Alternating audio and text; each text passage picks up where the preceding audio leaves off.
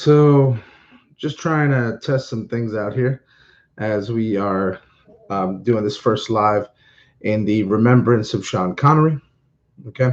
Um, One of the things I've realized over these past few days with the election in full swing in the United States that, yeah, I almost forgot myself.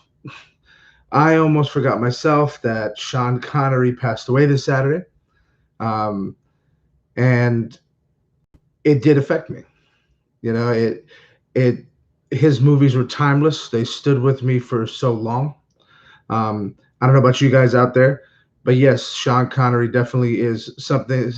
One of those figures in the entertainment industry that there's possibly no way you couldn't know who he was, and whether or not you encountered him at certain points in his career, whether you know him as Bond or whether you followed him from even as old as he was in the 90s when he started making a whole big string of action movies at his age.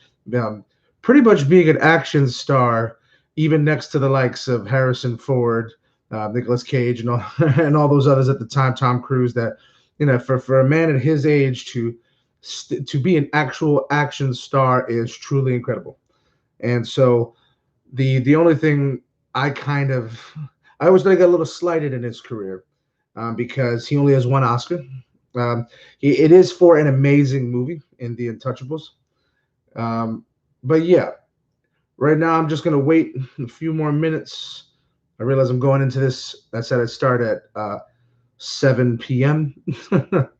Start a little too soon, so if anything, oh yeah, one of the things I would love if you guys wanted to drop in the chat that we have going here. What's your favorite Bond film?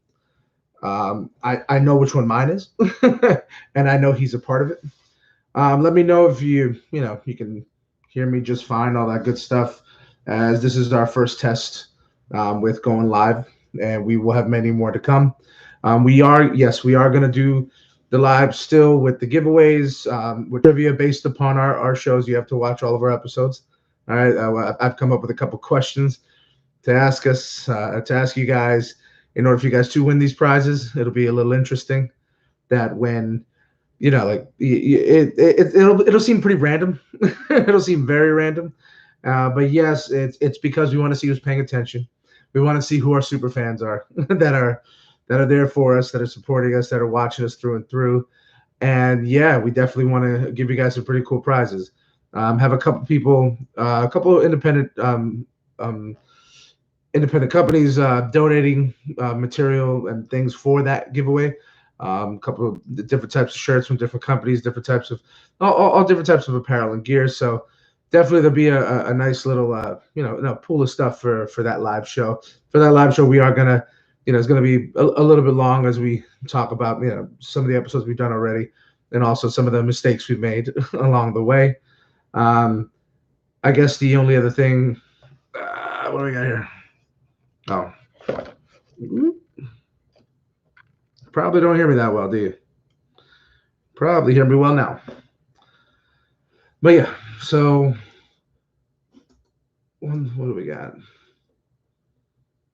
We got 5 more minutes left.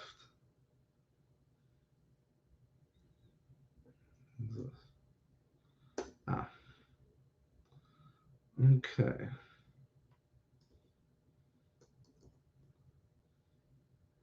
Also, when it comes to anything else that you guys want us to specifically do, I know we kind of left the month of October a little bit. We only just did one horror movie. We wanted to do more. We had certain videos that we wanted to put out first, but that also depends on the subject matter that is close to us that we care about bringing to you guys. Something will just hit us, and we'll make a video about it, and then we we want to post it up as soon as possible. So some of these things are very near and dear to us, and so that's why they take precedence. So we also want to start doing a whole bunch more movies as well. As I'm originally an independent filmmaker, I talk to a lot of my friends that have movies on Amazon Prime, that have movies on Netflix that I asked him if I can review them because, yeah, I want to showcase independent work. I do believe, there should be a voice for all of that. So yes, be on the lookout for that as well. As we, and if there's anything you guys would want us to review that, hey, by all means, we don't mind, putting ourselves out there to, you know, help everybody else. You know what I mean? You want something to be reviewed on this show, by all means, we'll do it.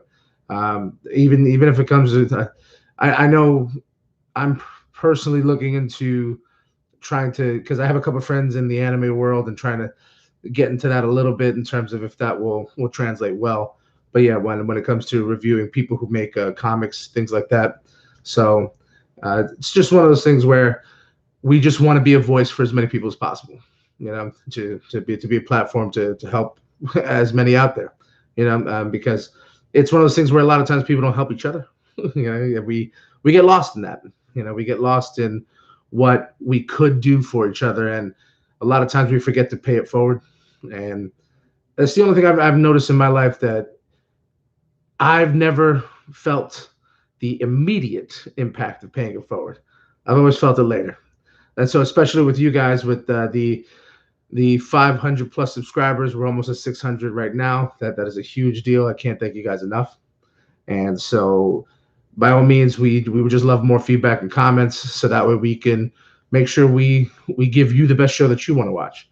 So anything you want in particular, by all means. And actually, to the gentleman that was critiquing my review of Tenant, if you even watch this, if you stopped watching us at all, I'm actually I went back and saw Tenet a few more times, and I will have an entire complete spoiler review of Tenet. Um, that I don't want to say bashing the movie, but going into detail of what I was talking about in my review of it. You can check out my review for Tenet in our links on our YouTube channel. And yeah, there's a couple other things we want to do like that. When people do comment, if he was so vehement in his opinion of my review, so I wanted to clear it up. I wanted to make a little more sense to. And yes, it may sound like I might be bashing the movie. I'm not trying to do that. I'm just trying to point out the flaws. So I did like Tenet. I even say that in the review. um, so, but yes, every movie has holes, and just like in everybody's career as well, as the subject matter today, why not? I'll start 1 minute early. As a subject matter today, with everything going on right now, if you want to just have an escape, by all means, just listen to me for 10 minutes, and we will talk about the the truly amazing career of Sean Connery. Now, he died at the long age of 90. Not a lot of people get to say they live till 90. That is a very beautiful time to live up to. It is what the cliche term, a complete and full life. He had that already, even before he retired, or his semi-retirement from movies. Because yes, Sean Connery. The funny part is, I was looking him up in terms of his history. For you ladies out there, I know women loved Sean Connery in the 60s, in the 70s, in the height of all of his looks and his glory. That back then, when you were a Brando or a Sean Connery type, you had the clean shave, you had the hair parted to the side. It was a very different type of clean cut. Like, that's what ruled the 60s and 70s. Nowadays everybody wants a no shave November, and everybody wants a man to look like he's 2 days from being homeless. I don't know where fashion went. Me, this is just the only reason why I have a beard is because I just haven't shaved it yet. Time. So, when it comes to what another one of the reasons why Sean Connery is so amazing is because in his start, he actually was a model. He started out as a model. He actually joined a Mr. Universe competition back in the 50s, when he was very, very, very young, and he came third place. That was the highest he ever got in one of those competitions. And it's funny to think how he just fell into acting because of that. They saw his look, They saw that, like they have something here. He was a tremendously good looking man. I am a father of one child with one on the way, and I have no problem saying when a man looks good looking. I don't know why people be worried to say that still in this generation. Yeah, and sometimes you can't hate. You really can't hate. It, the the man was a somewhat sex icon. You can talk to some women who are in their 60s and 70s right now when they saw Sean Connery when they were a little girl, and yeah, that they'll tell you, that like this is a man that some of them dreamed about. Sean Connery already had that instant Beatles like charm and effect. He came from the UK. Well, um, with his accent, he who knows where he came from, because so many people argue that accent is a mix and a mesh of so many different dialects from a couple other different surrounding countries. That yes, that's kind of what led to his charm, because he did have a true one of a kind accent where you would listen to him and you would hear that voice and it didn't sound like anything else. That even from when he was young, it's not like he changed his voice, not like he altered his voice to be something different. Sean Connery truly was his own entity. When he hit the scene, he took it, and we wouldn't even have Bond today if it wasn't because of him. Because they didn't know if James Bond would be a commercial hit, and they made the first Bond with Sean Connery and just put it in UK theaters. They got such a following, cult following for that release. So many people wanted to see it over and over again that they actually took the chance to release it further and abroad. And it was because of everyone raving over Sean Connery in his performance in the James Bonds.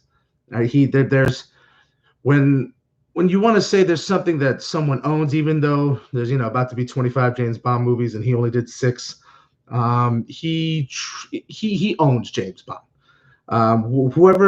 However you came to Bond, whether you first started seeing it with Roger Dalton or Pierce Brosnan, XYZ, Daniel Craig, any of the other Bonds you may have started with, watch the ones with Sean Connery if you haven't, and I'm going to guarantee you that you're not wasting your time, and you're going to know why he pretty much owns James Bond. Okay?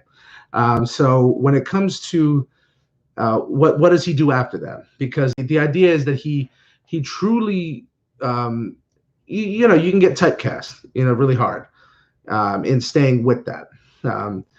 That he's just James Bond. What else can he do? And funny enough, he does do a couple other things. He does do a TV movie of Macbeth that actually started to break him out of it. He did a couple other things in the UK, a couple TV series to sort of showcase his other side, to pretty much let people know that he's not just James Bond. And he really becomes an action icon besides James Bond, because with James Bond, the action in and of itself, you know what you're in for when you watch a movie like that, and you know that there's a certain type of actor that back then, you had the Steve McQueens, the James Deans, they were always they were just always in action movies, and that's what he was kind of becoming. But everyone makes a flop, and especially too back in the 70s with experimentation and everybody going crazy. I don't know if anybody saw this movie from Sean Connery, but there's a cult following for this. It's like when people love bad movies. It's a movie called Zardoz, where he plays the character Zed. And he's wearing just like this red belt and red like banana hammock underwear. He has this ponytail. It's that movie bombed so bad it's not even funny. But yes, that was a testament to the 70s. Everybody was on drugs making that movie.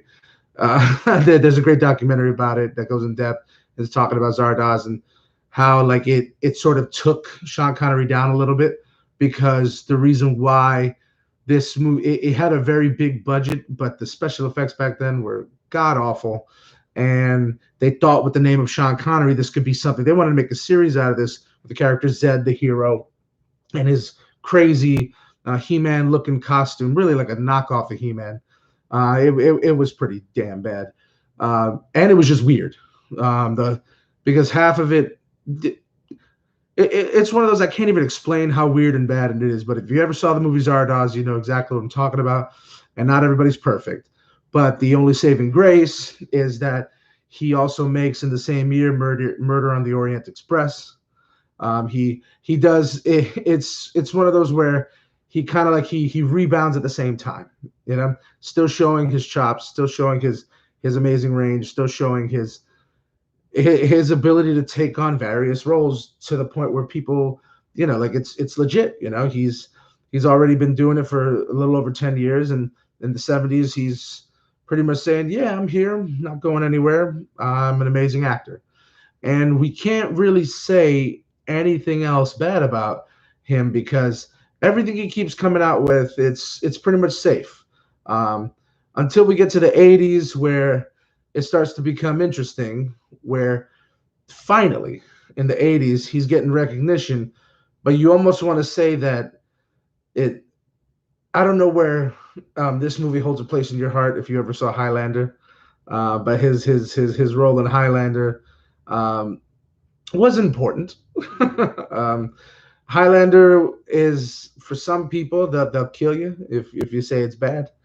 I just remember seeing him in Highlander and just thinking, oh, okay, yeah, that's Sean Connery. Like at this point in my life, when I start seeing Sean Connery and stuff other than Bond, you know, in some of his other roles, all I keep thinking is, oh, that's James Bond. Like I recognize him so much from James Bond that yeah, it's just as James Bond.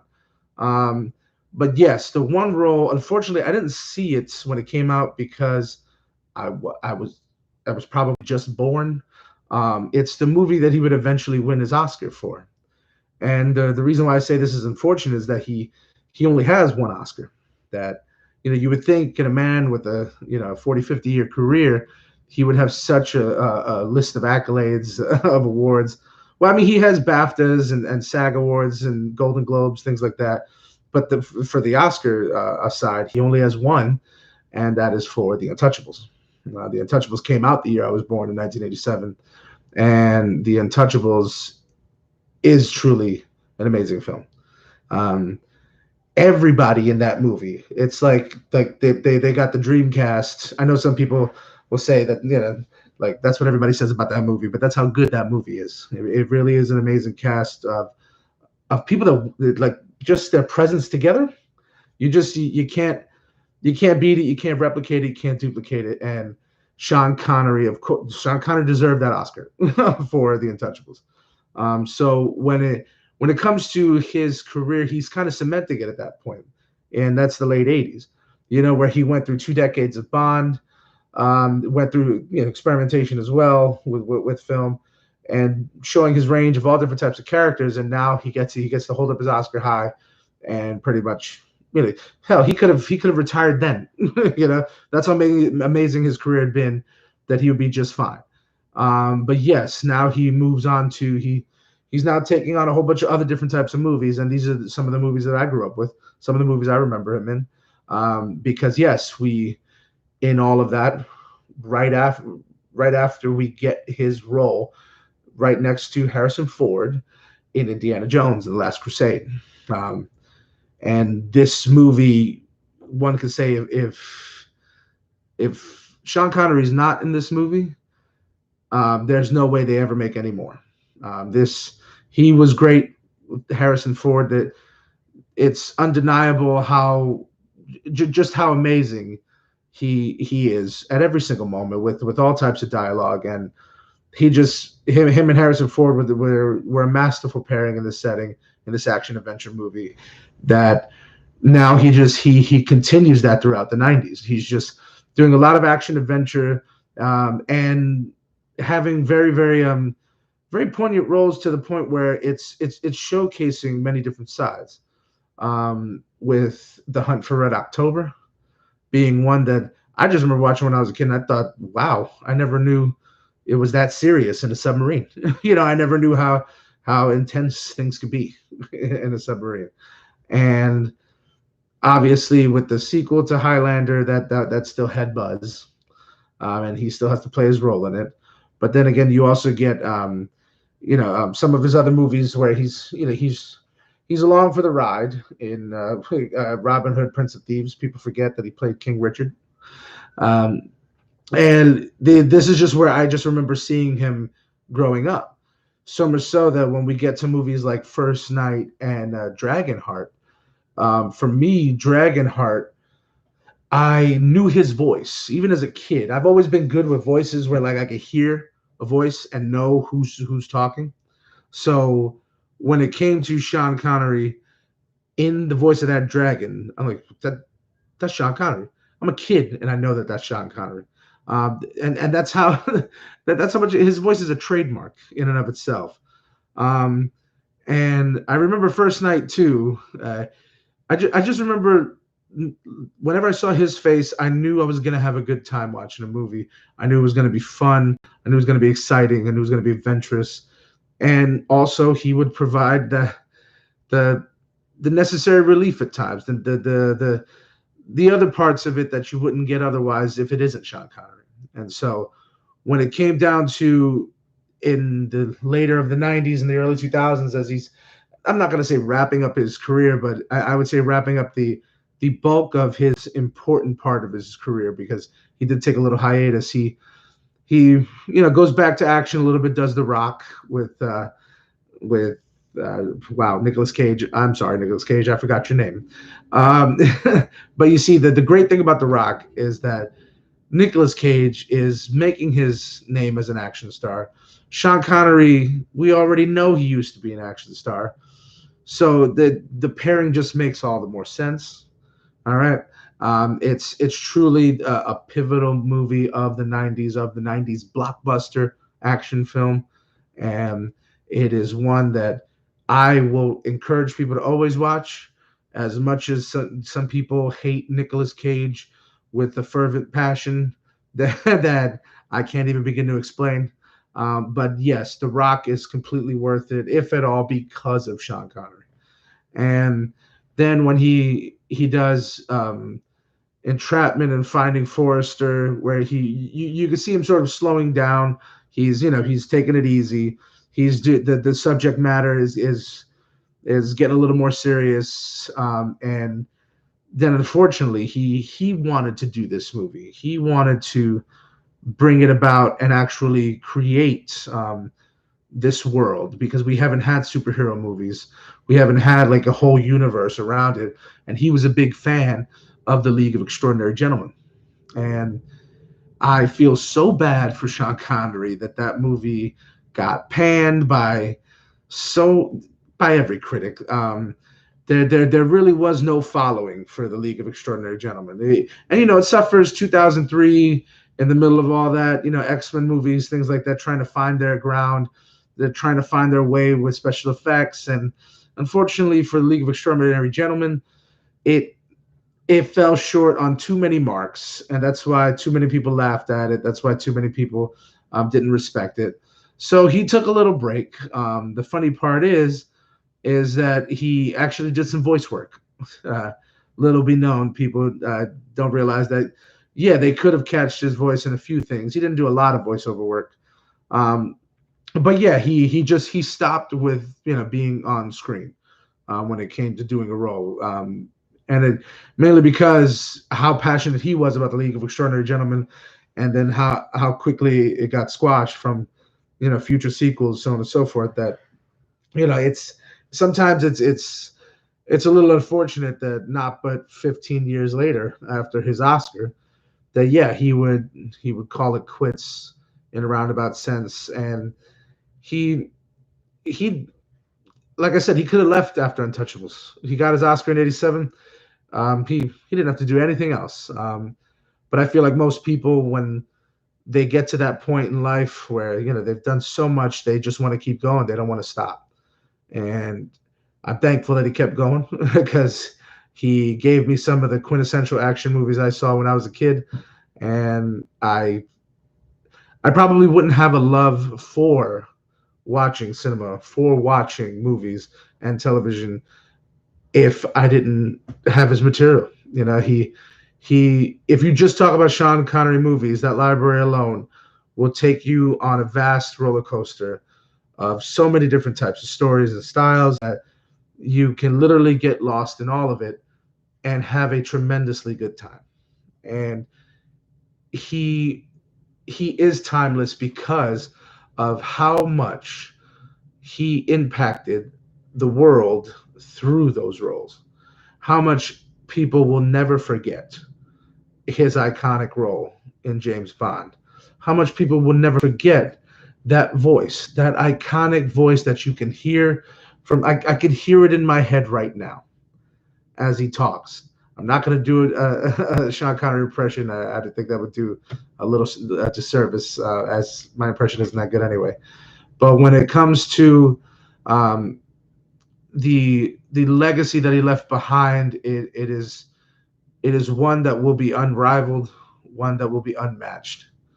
And I cannot be anything but appreciative and thankful for what Sean Connery gave to us, what he left behind, and what we can strive to become and work towards to try to be better and do better. So, Sean Connery, thank you very much.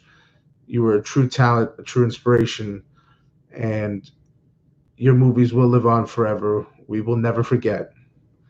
I'm Steve from Traffic Light Reviews, and thank you guys very much for watching this episode of our memoriam for Sean Connery. We'll catch you guys in the next video. Please feel free to like, comment, subscribe. Catch any of our other videos on our channel as well, and let us know what you think. Let us know what your favorite Sean Connery movie was. All right? See you guys.